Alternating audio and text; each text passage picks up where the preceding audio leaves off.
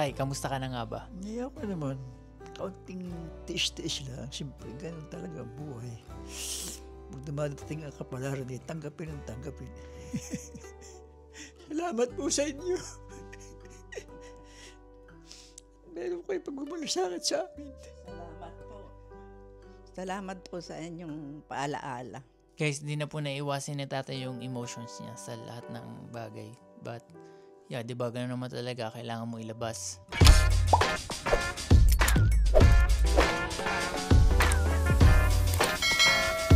What is up, guys? It's your boy, Wonder Z.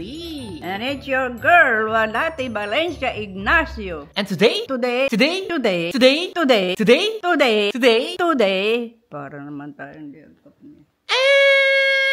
Today is a brand new day. Another day, another vlog, guys. Tay, kamusta?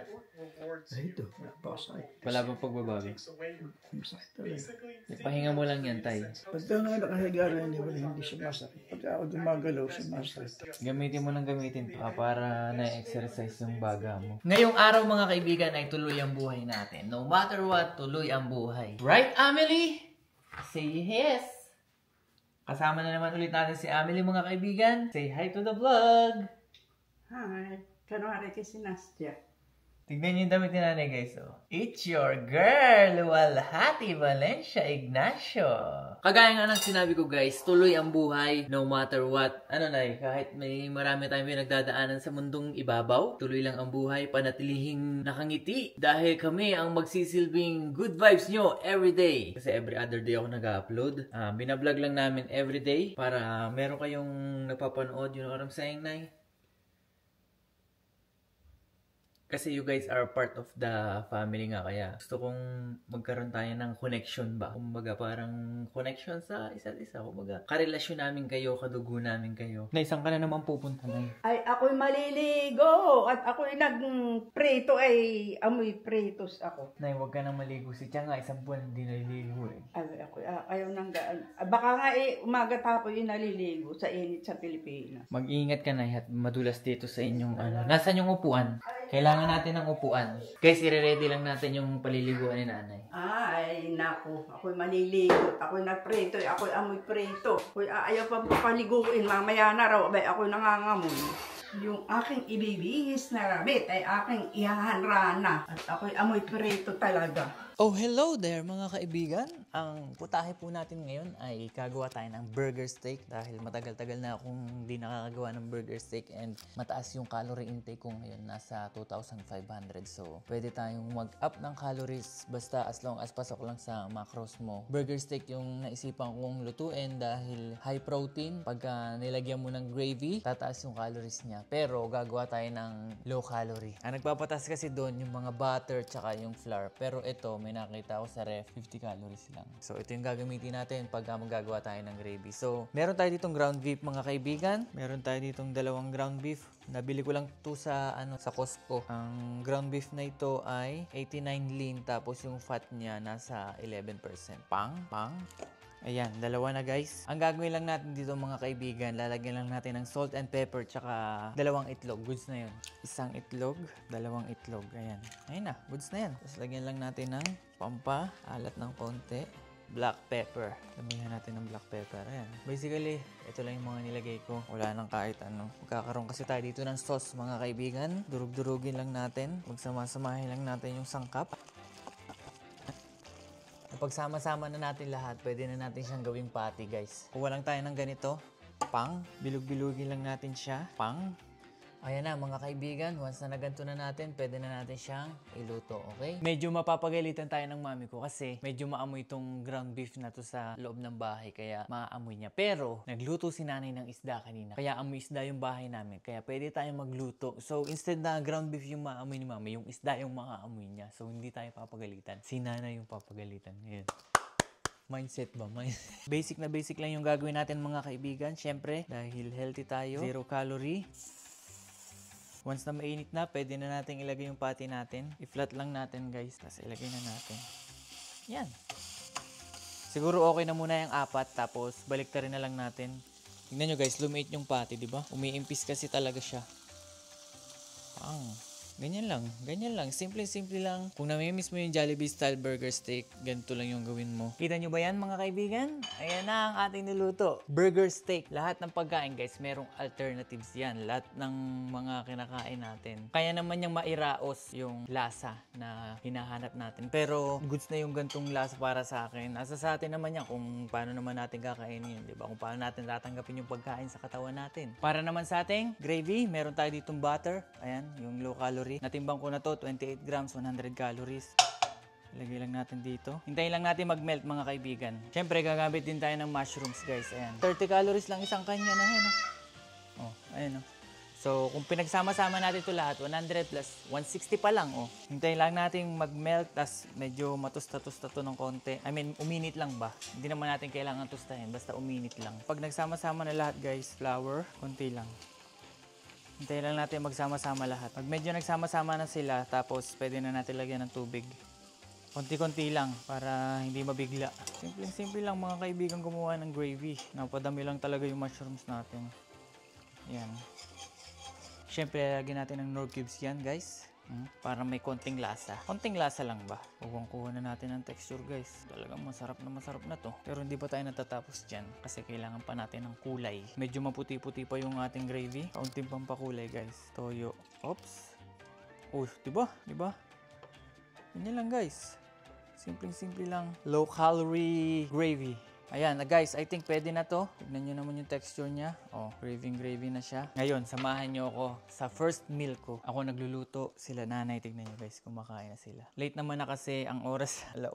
Late talaga ako nagigising. Ang pangit talaga ng body clock ko. Wala akong magagawa. Pero binabago ko yun. Hindi ko lang alam kung hanggang kailan. Basta late na ako nakakatulog, late na ako nakakagising. Kaya ganun, pangit ng body clock ko. Nakalimutan ko pala lagyan ng paminta to guys. Siyempre, lalagyan natin ng paminta yan. Pag ako talaga nagluluto, hindi ko talaga tinitikman guys. Never in my life ko tinikman yung aking niluto.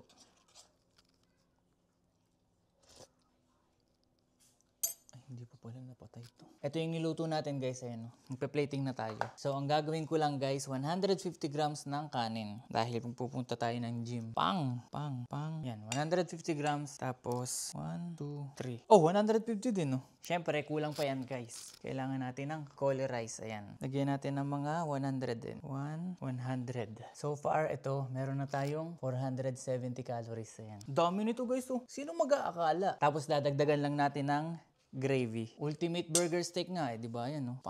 Damihan natin ng mushrooms. Siguro, nasa 600 calories to, guys. Oh my goodness, guys. Tignan nyo naman, no? Talagang healthy meal. Talagang pre-workout meal to, guys. Wow! Tignan si Amelie, guys, oh. Wow! Say hi! So, enjoyin ko muna itong pagkain ko, guys. Sana natuto kayo sa aking ginawang pagkain. Kung gusto nyo i-try nyo din. Kakain muna kami nila namin.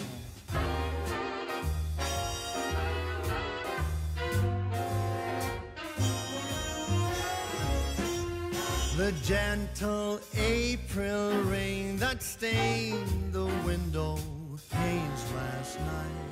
Uy, hello there! How are you? Guys, kung nagtataka kayo kung bakit bagong gupit na si Wonder Z dahil panibagong araw na naman po to. Hindi ko lang natapos yung vlog kahapon, so nagpagupit ako. Tay, kamusta ka na nga ba? Hindi ako naman. Kaunting tiis-tiis lang. Siyempre, ganun talaga ang buhay. Pag dumadating ang kapalaran, tanggapin. Marami akong nababasang comment kasi tayo maraming concern sa'yo, maraming nag-aalala. Ipinagdadasal ang fast recovery mo, tatay. So, I'm thankful for that. Si tatay naman ay okay naman. Healing process pa din. Si nanay, inaalagaan naman si tatay. Inaalagaan ba, nay? Oo. Anong ginagawa mo? Hinihilot ko ang likor at saka tinatapalan yung nabagsak. Ganun talaga ang buhay. Ang asawa, ganun. Lahat ng bagay kailangan magtulungan. Eh, ganun talaga kami. Pareho lang naman kami sa kanya. Ginagamit ba yung panghinga mo, tay? Oo, nakabang hirap nga. Kaya nga daw, kailangan mong gamitin yun para ma-exercise ka. Pang-exercise daw yun ng lungs para hindi ka magka-pneumonia. But anyways guys, gusto ko lang basahin yung mga comments nyo. Itong comment na to guys ay mula kay Lolita Turner. Wonder Z, just a piece of advice lang dahil sa mga seniors na ang lolo at lola mo. That means brittle na mga buto nila. Mahihirapan o matatagalan na din sila makarecover kapag nabalian sila ng buto. Just just in case na nadulas sila, ang advice ko palagyan mo ng handrails ang bathroom at toilet nyo para meron silang makapitan sa lahat ng oras para maiwasan ng aksidente.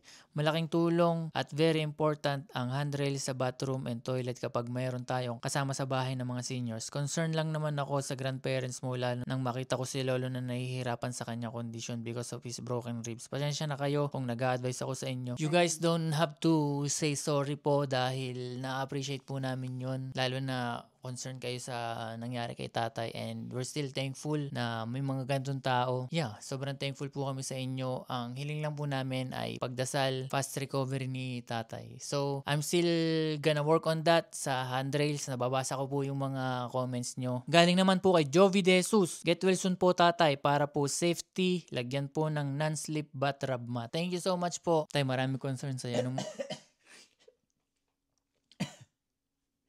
Napapayak ako eh. Salamat po sa inyo. Meron kayo pagmamalasakit sa amin. Salamat po.